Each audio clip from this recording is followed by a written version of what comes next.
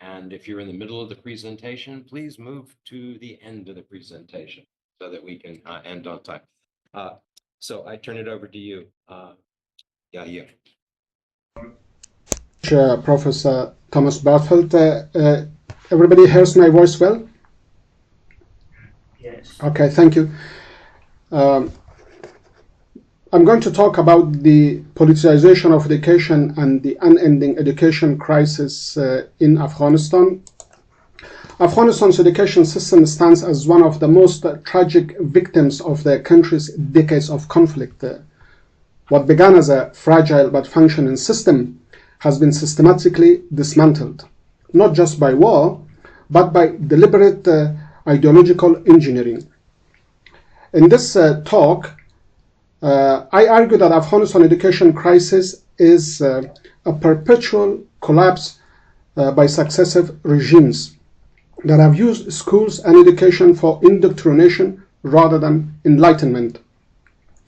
And today's presentation examines how education has changed, disrupted, and weaponized during the past decades of conflict and political turmoil from the 1980s, especially since the former Soviet Union-backed government, to the current situation in Afghanistan. And in this presentation, I also suggest a way forward and how to address the existing crisis. The current state of education in Afghanistan is despicable. However, I would like to also clarify that the August 2021 political shift did not cause this crisis. It only showed what was going to happen next. Education has rolled from one disaster to another for 40 years with no time to recover or progress. This crisis is structural, caused by treating education as a state ideology rather than a public good. In the 20 years of the era of the so-called democracy, the international community and national governments have prioritized quick fixes over sustainable reform, which in turn has deepened the crisis. Well, I believe Afghanistan's division and desire for ethnic, religious, and gender supremacy and this suppression stems from societal structure and education systems. If schools is a manifestation of society, then what happens inside schools reflects and shapes society's structures, values, and problems. Schools reflect the realities of their communities and contribute to social reproduction, whether by transmitting dominant values, creating societal hierarchies, or promoting social mobility and citizenship, depending on a society's structures and goals. Afghanistan's two parallel education systems, the so-called modern and madrasa, follows a banking model of education, treating students as passive vessels to be filled with state-approved or religiously dominant ideology. During the former Soviet Union's invasions of Afghanistan, as many of you are aware, madrasas were turned into a global jihad pipeline, mirroring a political shift in transforming a national conflict into a global jihad movement. The current de facto authority is a product of this politicization process of madrasa education.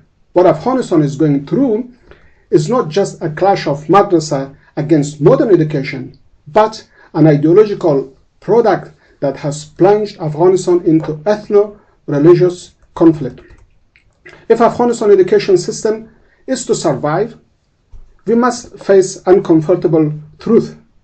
For decades, the political landscape of Afghanistan has been a tragic testament to the destructive power of division. The country's history is not only one of conflict, but of a calculated, persistent strategy of divisive politics, where ethnic and religious identities have been weaponized as instruments of power, leading to a cycle of unspeakable human atrocities, from genocides and perpetual warfare to radical religious movements.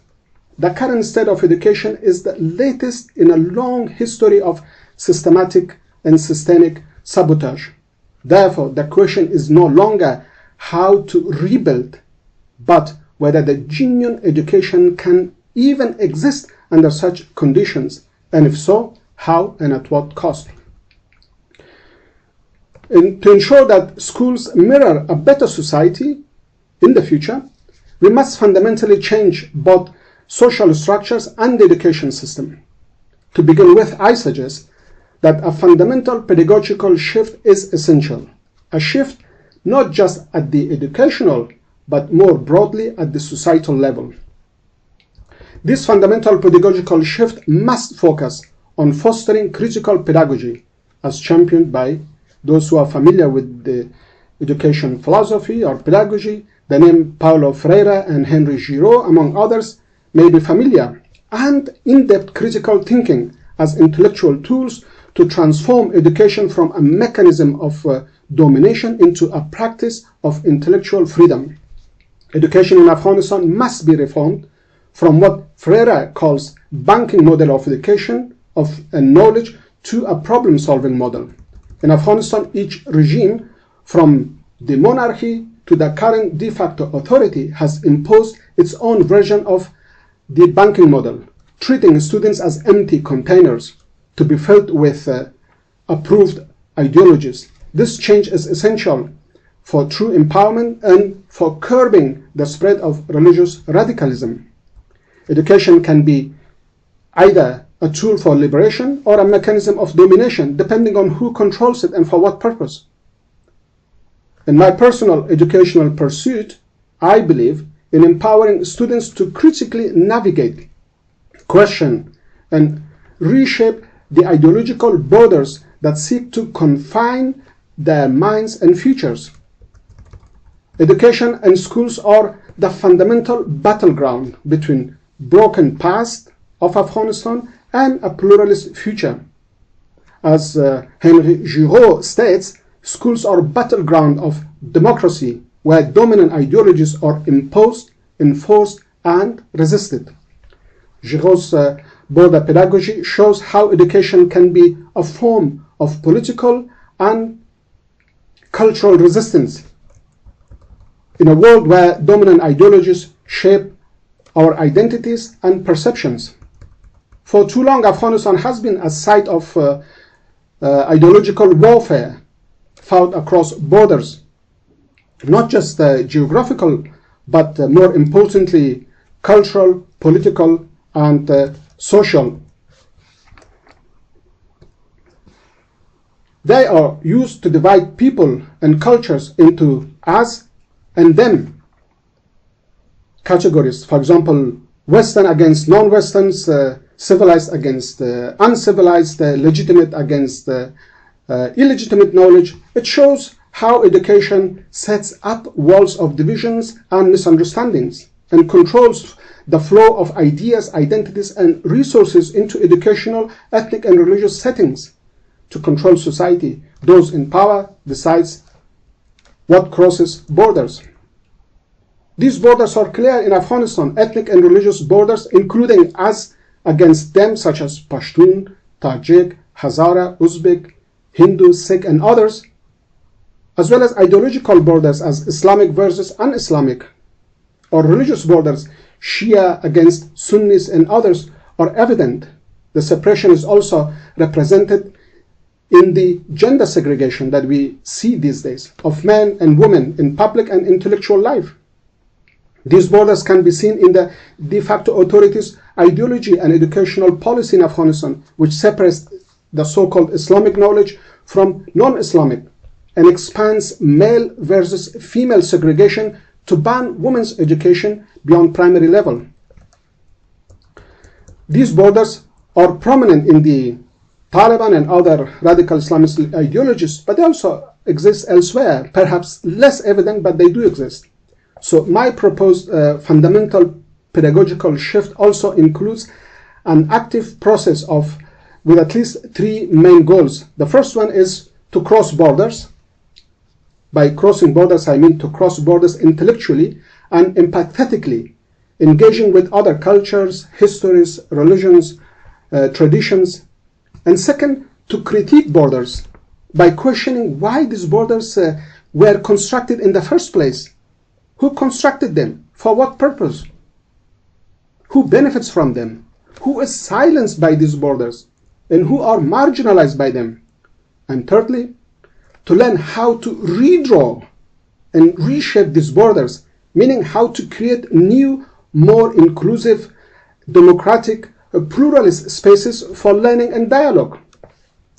This fundamental political, pedagogical shift that I propose is also about creating a borderland where diverse voices can interact more equally. That's the goal of this pedagogical shift, and that's very essential. If you want to not just make education system in Afghanistan again functional, but to ensure that the history and the past will not repeat again. And at this level, this idea is to prepare not only students but society in general for a stable pluralist future that breaks from its broken past and fragile present. My concluding sentence is that for Afghanistan's education, the proposed fundamental pedagogical shift and embracing pluralism is not a choice, it is the only option. Thank you very much.